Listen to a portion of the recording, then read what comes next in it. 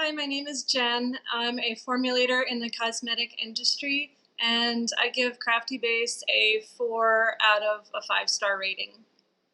Before Craftybase, I was using a mixture of numbers on my Mac and physical notebooks, but I never knew what inventory I had to manufacture with. I was never 100% certain.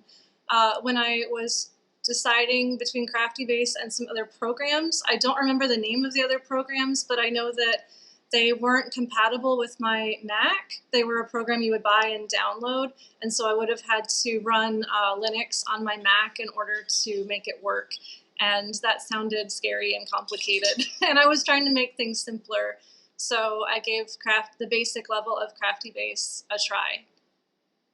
So in addition to having a program that was going to be easiest to use with my Mac that I was already using, I chose Craftybase because I would be able to fetch data from Square and PayPal that I use for eBay, as well as Etsy. So it comes across multiple platforms that I use, and that way I would be doing less work through the Craftybase program. I don't have a huge company, and yet still Craftybase was a pretty steep curve to onboard all of my materials, my formulas, and my products.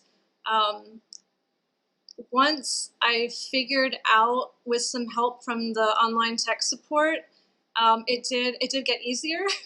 And the more I asked questions, the less errors I had to go back in and correct. I've been using it now for almost 2 years, and I still don't know all the entire program, but it's a lifesaver for me as far as tracking both what I'm selling, how much product inventory I have, and then the most important aspect for me was tracking my materials that I use to formulate with, so that I know when I'm getting low on a product or I'm out, I know what to order so that I don't run out, and when it's time to make another product, I have everything that I need.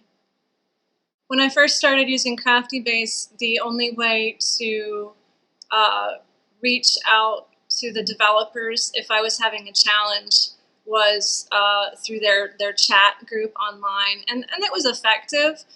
But now, in the past, I think it's maybe been the past 6 months, the Craftybase developers have an official Facebook group that I believe anyone can join. You don't have to already be a paying member, in order to get in the group. So I would suggest that people that are considering it go in there and read posts and search through that and ask questions, because in addition to hearing from the administrators that know the program because they wrote it, there's other people in there that use the program every day or every week, and they're happy to share, tips and tricks that work for them, and then you can see if it will work for you. I do know from being in that group that depending on the type of business that you have, it can vary greatly in how people use it. So somebody that's sewing custom clothing for people can still use Craftybase, which is so cool,